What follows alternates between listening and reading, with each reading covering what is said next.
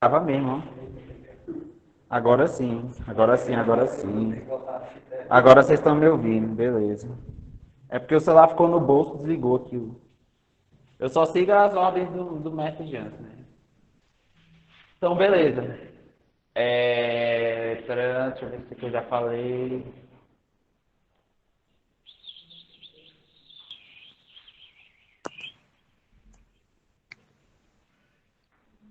Tá, isso aqui a gente já falou na outra aula. Mas, basicamente, o que que tava acontecendo aqui? Ai, senhor. É abaixar o som do computador aqui. Pronto.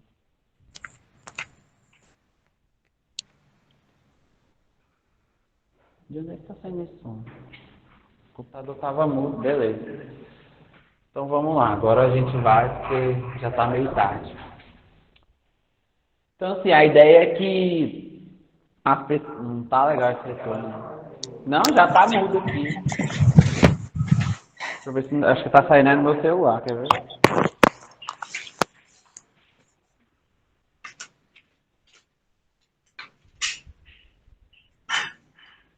Só. Ah, vai dar certo.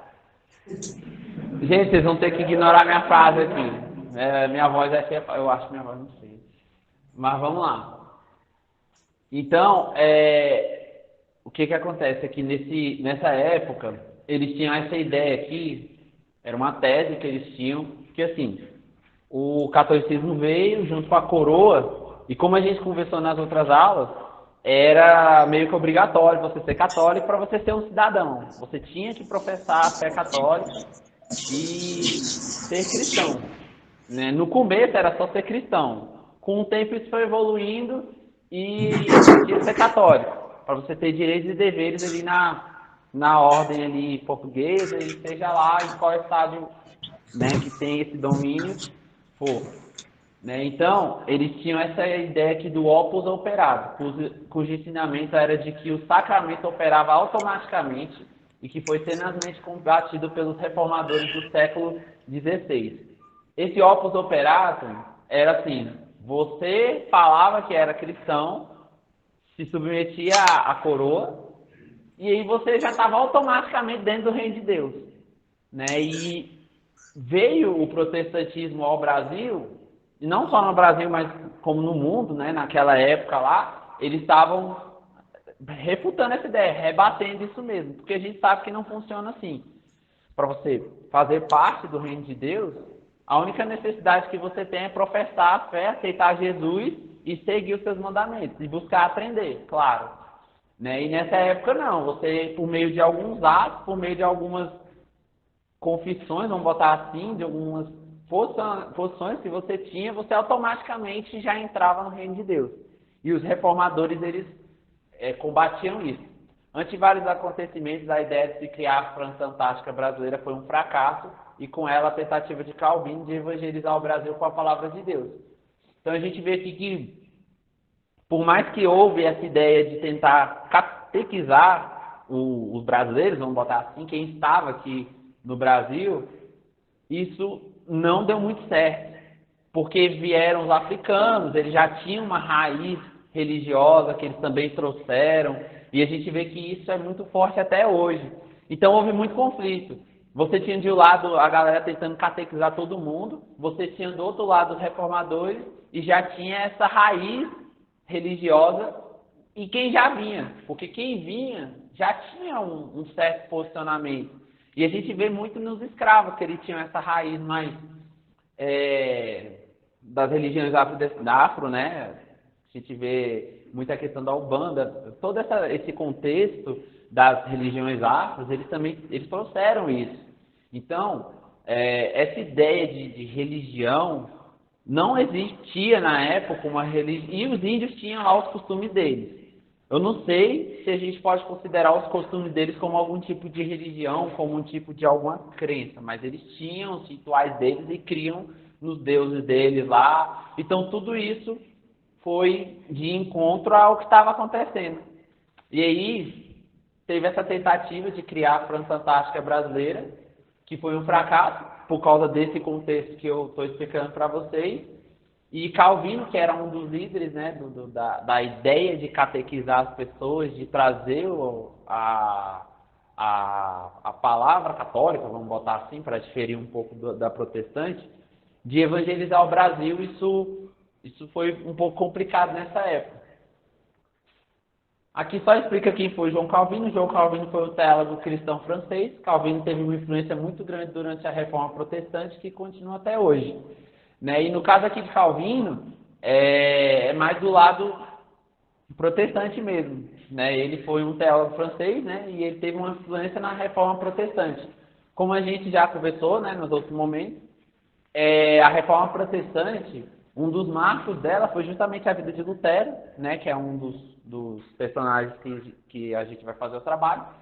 E Lutero, ele tinha o conhecimento, porque ele participou lá do seminário, do mosteiro lá, ele foi ensinado, ele estudou pra caramba, e ele viu a necessidade de traduzir a palavra do latim para a linguagem dos bárbaros, que era o quê? O alemão, né? Alemão era todo mundo, alemão. Bárbaro era todo mundo que não falava latim ali na época, que não fazia parte ali daquele contexto de que a palavra estava sendo pregada. E por meio de Lutero, ele traduziu para o alemão, que era a língua falada ali na região ali, que estava em volta ali de Roma e tal. E aí ele começou a levar a palavra para essa galera e a galera começou a entender a palavra, né? Porque como a gente conversou na semana passada, como é que era pregado antigamente? Tinha um cara que era o sacerdote, vocês eram analfabetos, ele falava em latim e ele lia a palavra de costas. Tudo questão da religiosidade e da doutrina que eles tinham. E Lutero começou a entender que nada disso era evangelho, e ele entendeu a necessidade de falar o evangelho para todos, e não só falar, mas que todos entendessem e buscassem praticar aquilo.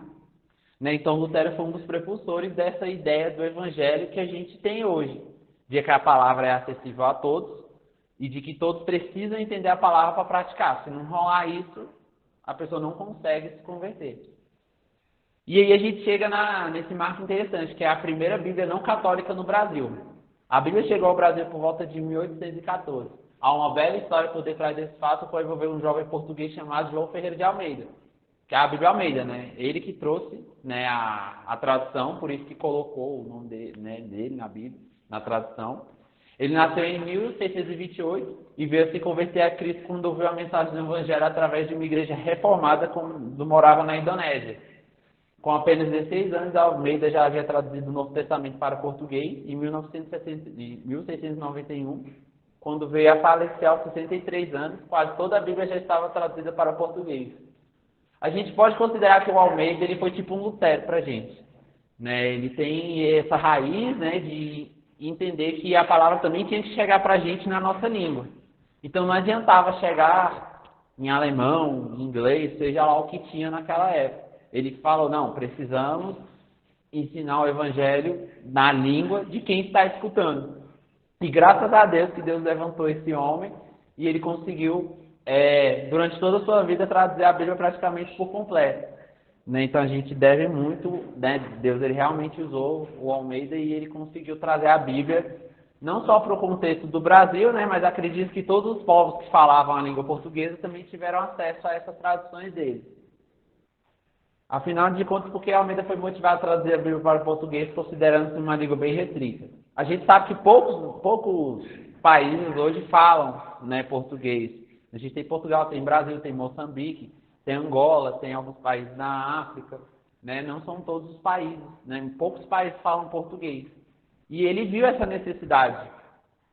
Havia poucas pessoas na época que entendiam português. Se alguém quiser, né, eu sempre falo isso para você não ficar com vergonha. Se quiser fazer algum comentário, alguma coisa, perguntar alguma coisa que não está clara, pode perguntar. Aí havia poucas pessoas na época que entendiam português, principalmente na Ásia, com a evangelização holandesa, até que Napoleão invade Portugal em 1807. Essa época aqui foi interessante, porque, vamos lá, quando Jesus ele veio ao mundo, qual era o império que reinava, que imperava naquela época? Era o Império Romano. né, por meio da questão bélica do seu exército e por meio da influência política, e eles já chamaram o clero da época, a igreja, e a igreja se tornou uma classe política chamada de clero. Então eles conseguiam ter esse domínio, tanto físico, né, impositivo mesmo, quanto mental, vamos botar assim. O domínio da palavra, o domínio dos rituais, o domínio das doutrinas, e eles conseguiam manobrar a população, vamos botar assim, da forma que eles entendiam. Só que com o tempo, eles começaram a perder território e poder, tanto bélico quanto político. E aí o Império Napoleônico, né, a França, vamos botar assim, ela começou a ter poder nessa época. Né? Hoje em dia a gente vê, por exemplo, não sei se todos sabem, mas houve uma guerra sinistra entre Inglaterra e França. Né? Por questão de território, a Inglaterra era um dos países mais bem localizados geograficamente. Por quê? Porque se você considerar a Grã-Bretanha toda, que é a ilha onde está a Inglaterra, tem a Escócia, tem a Irlanda do Norte ali, tem esses países, não faz fronteira com nenhum outro país de outra etnia. Então, eles eram os mais fortes na questão náutica, na questão dos navios. Por quê? Porque eles têm saída para todos os lados do planeta. Eles podem ir facilmente para o norte, para o sul, eles podem sair porque eles não fazem fronteira territorial mesmo com nenhuma outra nação. Né? E isso era muito ruim para a França, que estava crescendo, era muito ruim para o Império Napoleônico. Né? E aí, o que Napoleão entendeu? Eu preciso conquistar territórios. E ele foi conquistando territórios, brigou lá com a Alemanha, brigou com um monte de gente, começou a ganhar guerras, começou a crescer o Império Napoleônico, e aí ele chegou em Portugal. E é onde a gente está falando aqui, ó, até que Napoleão invade Portugal em 1807. Já tinha 300 anos que tinha Brasil aqui, né? Já tinha muito tempo que tinha Brasil, então muita coisa foi acontecendo nesse período. Tanto o protestantismo crescendo, de certa forma, quanto o Brasil crescendo. Independência, blá, blá, blá, foi acontecendo as coisas. E enquanto acontecia tudo isso no Brasil, na Europa também estava rolando uns probleminhas. E um deles era esse, a invasão de Napoleão a Portugal. Com a invasão, muitos portugueses migraram para a Inglaterra. Por quê? Porque era inimiga de Portugal, ou da França. Justamente por causa dessa ideia de poder. Foi então que a Sociedade Bíblica Britânica começou a editar Bíblias em português para os lusitanos refugiados na Inglaterra e de imediato para o Brasil, com base num acordo comercial firmado entre Dom João VI e a Inglaterra. Dom João VI era o imperador do Brasil aqui nessa época, né? E a Sociedade Bíblica Britânica, justamente, por que eu falo Grã-Bretanha? Porque não era só a Inglaterra. A Grã-Bretanha é formada por outros países, Irlanda do Norte, acho que a Escócia também faz parte, se eu não me engano. Então, todo país que está lá naquela ilha, vamos botar assim, eles compõem a Grã-Bretanha. Então, a Grã-Bretanha era todo mundo ali. Então, quem era inimigo da França começou a fugir para os aliados, tanto para a Inglaterra, né, para a Grã-Bretanha, quanto para os aliados. Por isso que você teve portugueses indo para a Inglaterra e portugueses vindo ao Brasil. Justamente porque Portugal era inimiga e aliada, inimiga da França, aliada da Inglaterra, né, da Grã-Bretanha. Logo, o Brasil era aliado à Inglaterra. Se a gente for ver como é que funcionou, por exemplo, a colonização na América do Norte, a gente vê que o Canadá e os Estados Unidos eles foram colonizados pelos britânicos, né, pelo pessoal da Grã-Bretanha. E eles não viam aquele estado, aquela faixa de terra, vamos botar assim, como uma colônia de exploração. Por quê? Porque o clima era igual ao da Europa, a vegetação era parecidíssima. Então eles pensaram, a gente não vai extrair nada daqui, a gente vai mudar para cá e vai morar aqui, e vai produzir riqueza aqui, porque a gente pode ter uma qualidade de vida igual a de lá. Diferente do México para baixo, porque a gente já tem um clima mais quente, países tropicais, muda toda a questão geográfica, muda a questão do clima, da vegetação. Aqui tem muitas riquezas do México para baixo, né? E a gente vê que na história tem a América Espanhola, que é justamente do México até lá a Argentina, né? Pega o Chile ali, o Uruguai, e por causa do Tratado de Tordesilhas, metade do Brasil for para Portugal e o outro resto da América do Sul e Latina toda Portugal, para Espanha, né? Então, nesse contexto de divisão, de poder, alguns portugueses fugindo do Império Francês ali, que estava, do Império Napoleônico, fugindo de guerra mesmo, vieram ao Brasil e foram à Inglaterra. E aí a sociedade britânica, ela teve uma sacada. Tem muita gente que fala português aqui, vamos traduzir a Bíblia para o português e enviar tanto para o nosso território aqui quanto para o Brasil. E nisso, a Bíblia em português começou a chegar aqui, por meio dessa sacada, vamos botar assim, que a Sociedade Bíblica Britânica teve. Vale dizer que as Escrituras Sagradas precederam a implantação da primeira igreja evangélica brasileira, no espaço de 41 anos. Então, a palavra chegou antes de se formalizar a igreja, de se formalizar um corpo que se entende como igreja. Em 1856, a Sociedade Britânica e Americana abriram de forma permanente no Rio de Janeiro um local onde a palavra de Deus podia ser adquirida. Criaram uma lojona lá, né? E começaram a difundir, a passar a Bíblia para as pessoas, para que as pessoas pudessem ter acesso à palavra de Deus traduzida para o português. Porque antigamente, antes desse momento aqui, era em alemão, em inglês talvez, né? Em várias outras línguas que quem era nativo ou colono não sabia essa língua. Então era muito complicado o evangelho crescer porque não havia entendimento da palavra. E a postura da igreja evangélica na distribuição da Bíblia, bem como a orientação de sua leitura pelos fiéis, sempre deixaram a igreja católica em estado de alerta. Aliás, muitas foram as encíclicas papais combatendo as estratégias protestantes no exame da palavra de Deus. Essas encíclicas papais é como se fosse os entendimentos da igreja católica e eles colocassem como se fossem regras que deveriam ser seguidas com base numa suposta dependência da palavra de Deus. Ou seja, é como, não sei se todo mundo sabe o que é uma jurisprudência. Jurisprudência é o entendimento dos tribunais traduzido em enunciados. Então eles vão falar o que todo mundo tem que observar de acordo com as temáticas, né? Com todas aquelas direções que o tribunal, o STF dá, por exemplo.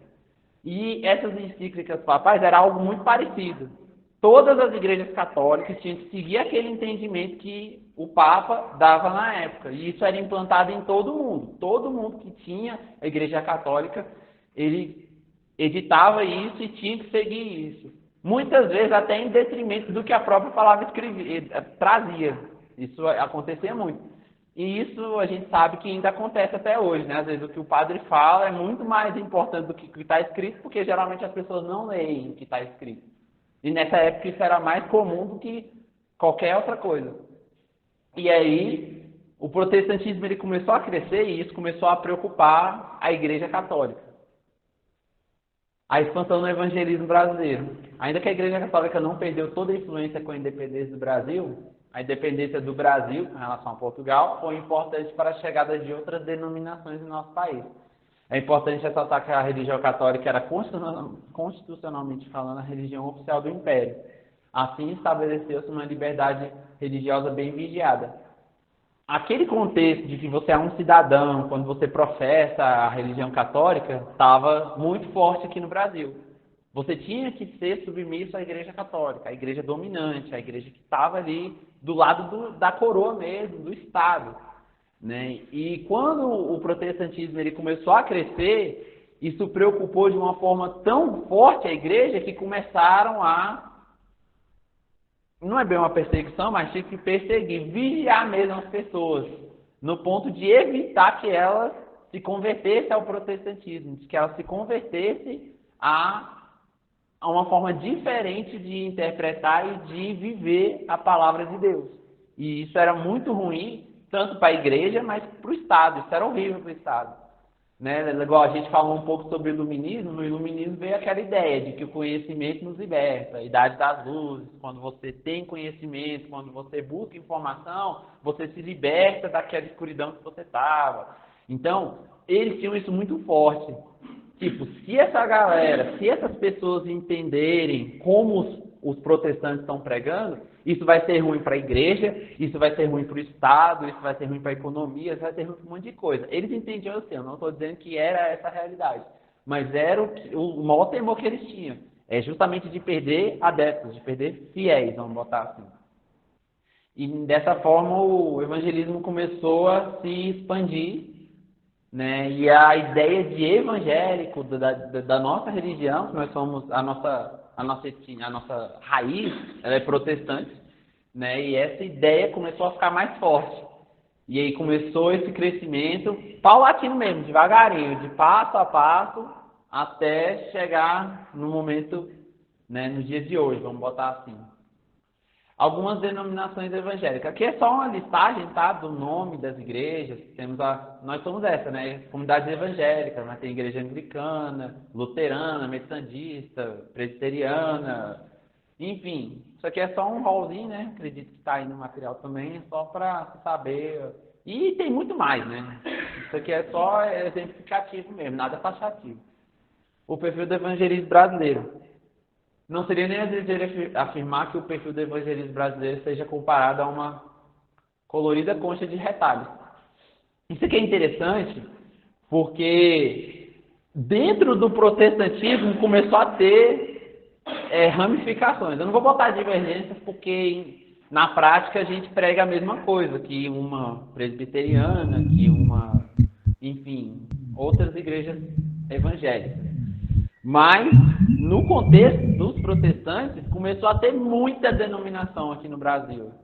Muita gente levantando uma bandeira, vamos botar assim, de uma igreja e outra, eu sou presbiteriano, eu sou da comunidade, eu sou assembleiano. E isso começou a crescer. E no Brasil, há pouco mais de 50 anos, havia o segmento representado pelas chamadas igrejas históricas ou reformadas, a dos pentecostais, representados pela Igreja Assembleia de Deus, e a Congregação Cristã do Brasil. Esses grupos se respeitavam, mas não se alinhavam de jeito nenhum em seus propósitos doutrinários. O que a palavra de Deus ela explica? Que um reino dividido ele acaba. Né? Um reino que não há unidade, ele acaba. E isso foi, de uma certa forma, evoluindo no Brasil. Então, a gente vê que muita gente acha que a Assembleia é diferente da nossa igreja, ou que a gente é diferente de uma presbiteriana, né? Quem não tem entendimento, não entende como funciona o Evangelho, vai, em algum momento da vida, eu já pensei isso. Eu achava que a Sara era outra igreja e a Assembleia de Deus era outra igreja, na minha ignorância. Né? E isso foi uma das características do evangelismo, né, no Brasil. A Assembleia de Deus, junto à Congregação Cristã, alimentar sob a força das igrejas históricas. A primeira proposta pelo batismo do Espírito Santo e a segunda por ser parcial de natureza. Pescava os dois aquários. No entanto, não podemos negar que havia entusiasmo nesses três grupos. Cada um, à sua maneira, proposta litúrgica, na busca de ganhar vidas para o Senhor Jesus. Então, você tinha pessoas que focavam no batismo, outros focavam, sei lá, no batismo de água, outros no batismo do Espírito Santo. Cada igreja foi tendo a sua característica. Se isso é bom ou ruim, a gente não pode entrar nesse mérito. Mas é um fato, isso aconteceu. Nesse tempo, as igrejas históricas a gente pode entender aqui como a Assembleia de Deus e a Congregação Cristã, são igrejas mais tradicionais, igrejas mais fechadas, vamos botar assim, eram marcadas por um fervor evangelístico. É o povo do reteté, vamos botar assim. Comunhão e ensino. As escolas dominicais eram lotadas de crianças, jovens, adultos, numa verdadeira disputa de quem conseguiria melhor porcentagem na frequência em relação ao número de visitantes.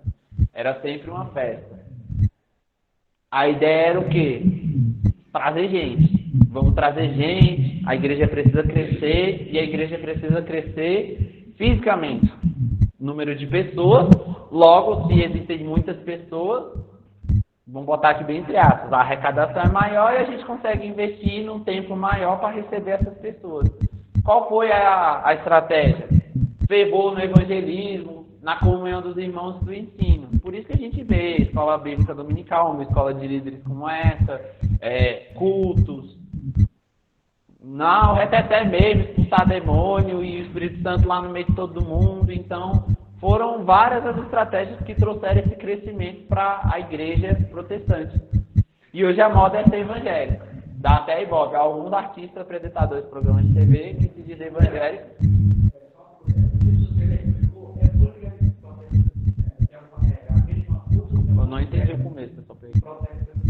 Qual é a outra? Não, o evangelismo é trazer o evangelho para algum lugar, né? O evangelho de Jesus. Porque assim, Velho Testamento não é evangelho não, tá? Evangelho é o que? É o que Jesus pregou. O evangelho, tanto que o evangelho de Mateus, Marcos, Lucas e João. O evangelho é falar sobre a vida de Cristo. Né? Velho Testamento e as cartas de Paulo e todo, de Atos para frente, não, vamos botar aqui Atos, dá para ser um evangelista, porque é a continuação do trabalho de Jesus até os dias de hoje. Nós estamos escrevendo o livro de Atos ainda. A sua vida faz